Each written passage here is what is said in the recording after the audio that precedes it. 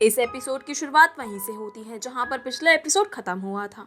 अब जाओकी को समझ में आ जाता है कि फांग को अब भी उसकी चिंता है, इसीलिए वो किसी तरह अपनी पावर्स को कंट्रोल करके लिफ्ट सही कर देती है। पर पावर्स को ज्यादा इस्तेमाल करने की वजह से जाओकी कमजोर होकर बेहोश हो जाती है।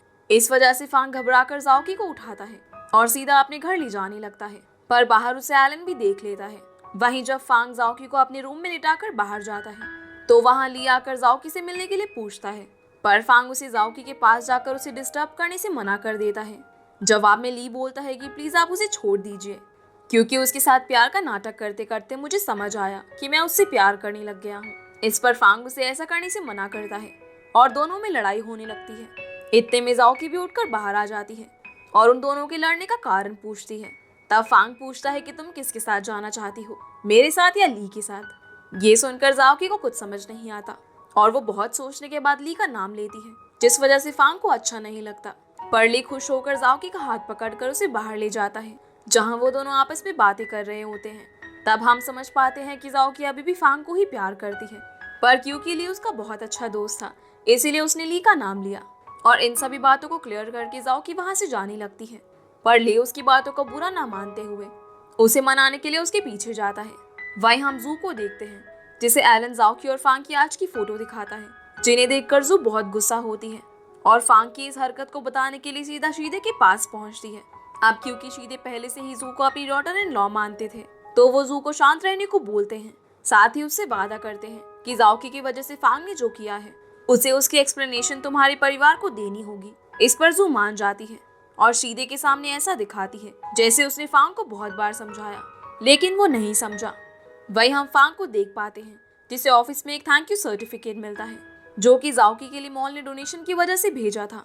उसे देखकर फांग कुछ सोचने लगता है और उस सर्टिफिकेट को जाओकी को देने के लिए मिस चाय के रेस्टोरेंट में जाता है, जहां जाओकी को देखकर वो काफी खुश होता है। साथ ही जाओकी भी उसे देखकर बहुत खुश होती है। अब वैसे तो वो दोनों एक दूसरे से डायरेक्ट बात करना चाहते थे, पर दोनों ही डर के कारण ऐसा नहीं कर पाते, इसीलिए फांग जाओकी को सर्टिफिकेट देता है। तब जाओकी अंदर जाकर उसके लिए मील लेकर आती है और उसे उसकी जान बचाने के लिए थैंक यू बोलते हुए मील देती है, जिसे देखकर फांग को भी काफी अच्छा लगता है। अब जब जाओकी अंदर जाती है तो सोचने लगती है कि वो ली के साथ जाए या फांग के साथ। तब मिस चाय आकर उसे समझाती है कि ली और फांग में क्या फर्क है।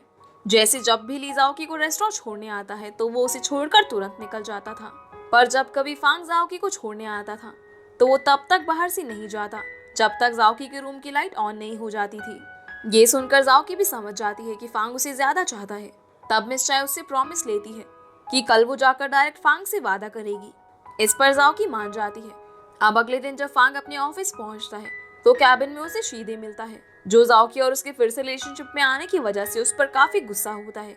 पर फांग को भी इस बार गुस्सा आ जाता है और वो बोल देता है कि आप बस अपने बिजनेस को बढ़वाने के लिए जू के साथ मेरी शादी करवाना चाहते हो, और इसी वजह से भी मेरी मॉम की जान गई थी, क्योंकि आपको दूसरी शादी करनी थी, इसीलिए मुझे जू से कोई लगाव नहीं है। पर शीदे उसे डांटते हुए बोलता है कि तुम्हें जू के पेरेंट्स से माफी मांगनी होगी। इस पर फांग मानकर गुस्से में वहां से चला जाता है। वही हम जाओकी को देखते हैं, जिसे मिस चाय आज फांग के लिए खाना देती है, जिसे जाओकी भी खुशी खुशी लेकर जाने लगती है। पर जब वो फांग के कैबिन में पहुंचती है तो उसे वहां पर शीदे मिलते हैं। तब शीदे उसे समझाते हैं कि उन्हें जाओकी के फैमिली बैकग्राउंड की वजह से कोई दिक्कत नहीं है, क्योंकि वो और फांग की मॉम भी बिल्कुल सेम थे। पर बाद में शीदे को कुछ ऐसे कदम उठाने पड़े जिस वजह से फांग की मॉम गुस्से में आकर घर छोड़ने लगी, जहाँ रास्ते में उनकी डेथ हो गई। और अब मैं ऐसा कुछ दोबारा होते नहीं देखना चाहता, इसीलिए तुम फांग को छोड़ दो। ये सुनकर जाओकी उदास होकर हाँ में सर हिलाती है और वहां से रोती हुई जाने लगती है। जिसके बाद वो सीधा मिस चाय के पास पहुंचती है, जहां जाओकी मिस चाय से उनके रेस्टोरेंट की सबसे स्ट्रॉन्ग वाइन मांगती है और वो वाइन की बोतल लेकर सीधा फांग के घर पहुंचती है, जहां फांग जू के घर जाने के लिए तैयार हो रहा था।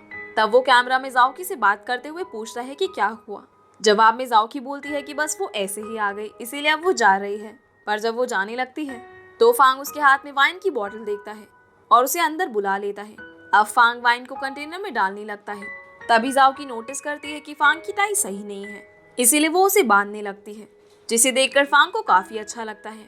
अब जब जाओकी वाइन पीती है तो 2 ग्लास पीने के बाद ही वो नशे में आ जाती है और फांग को सच बताने लगती है कि वो यहाँ पर इसलिए आई थी कि फांग को उससे एक बार फिर से प्यार हो जाए।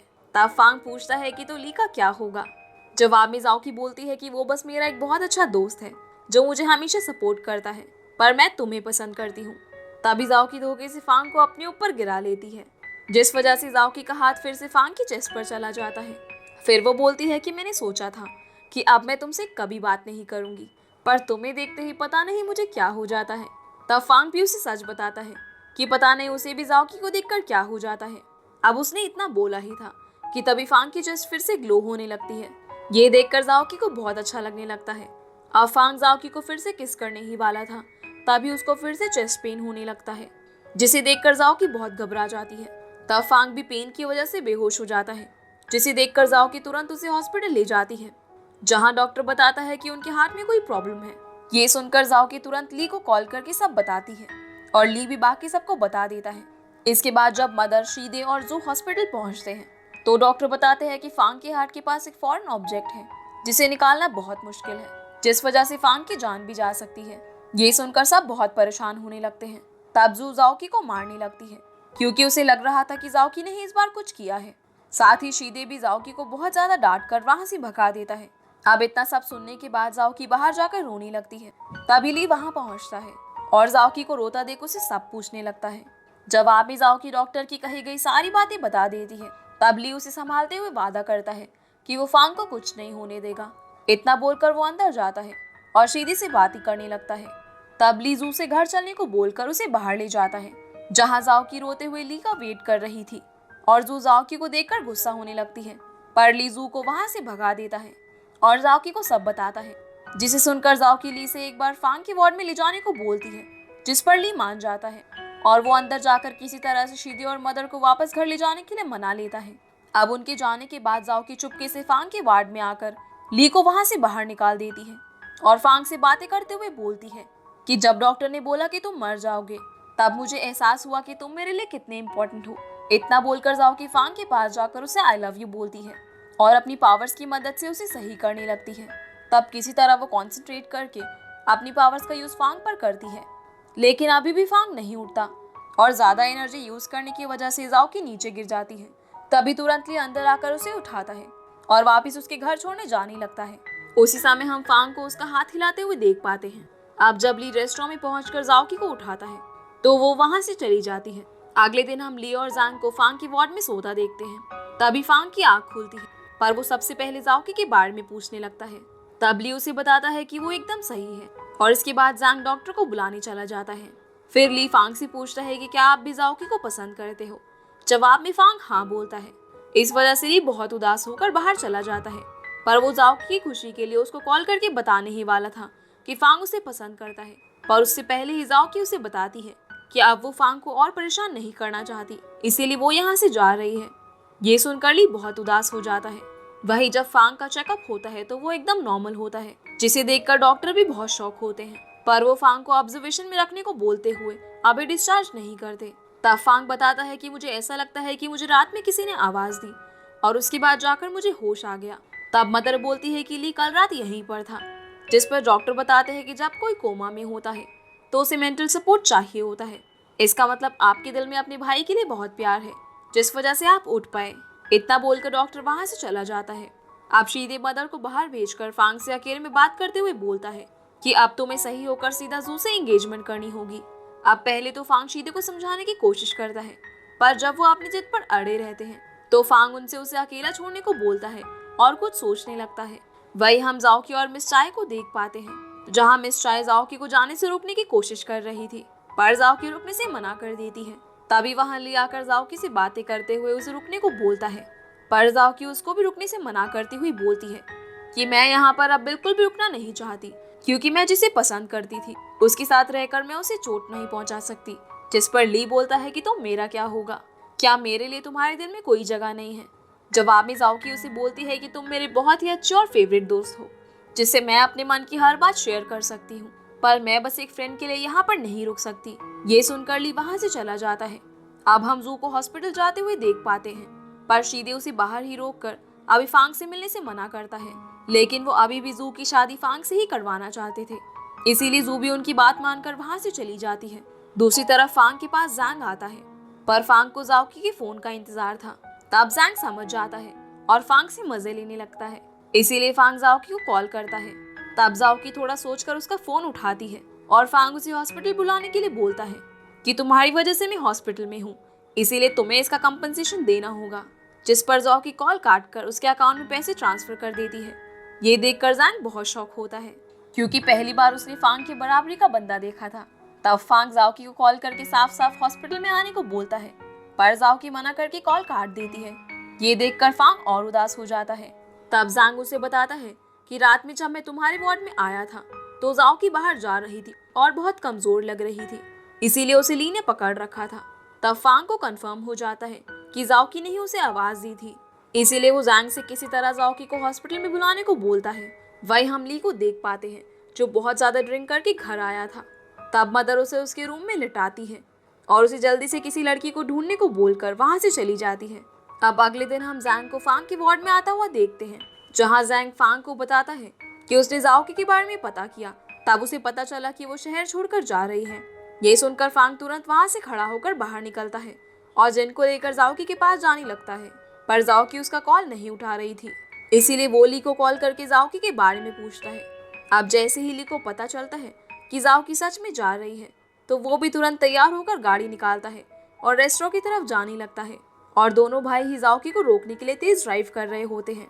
वहीं जाओकी टैक्सी में अपना सामान रखवा रही थी, पर अभी भी वो फांग का कॉल नहीं उठाती और जैसे ही वो टैक्सी में बैठकर जाने लगती है, तभी उसकी टैक्सी के आगे फांग की गाड़ी आकर रुकती है, जिसमें से फांग निकलकर जाओकी को बाहर निकालता है और उससे बातें करते हुए वो उसे बताता है कि वो उससे बहुत प्यार करता है। पर जाओकी उससे झूठ बोलती है कि वो उससे प्यार नहीं करती और वो बस शुरू से उसका यूज कर रही थी।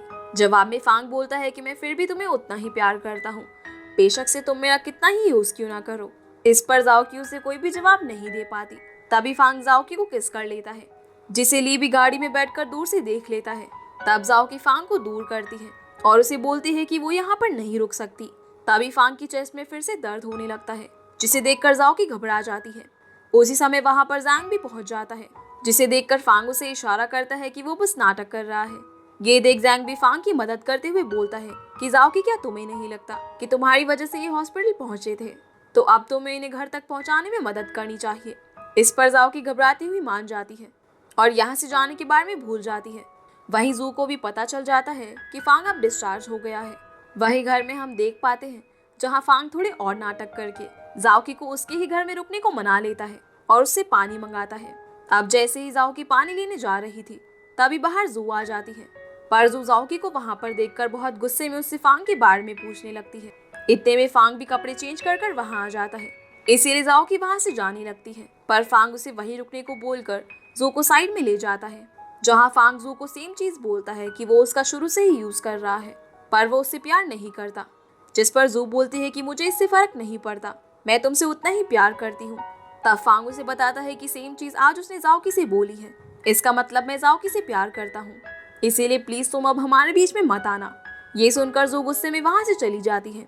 तब फांग जाओकी से गार्डन में बातें करते हुए उसे फिर से अपने दिल की बातें बताता है, साथ ही ये भी कि वो जाओकी से जल्दी से शादी करना चाहता है। इसे सुनकर जाओकी शॉक हो जाती है और ये एपिसोड यहीं पर खत्म हो जाता है। तो गाइज, ये थी आज की वीडियो एंड आई होप आप लोगों को ये वीडियो पसंद आई होगी। तो वीडियो को लाइक करके चैनल को सब्सक्राइब जरूर कीजिएगा। तो आपसे फिर मिलते हैं अगले एपिसोड में, तब तक के लिए गुड बाय।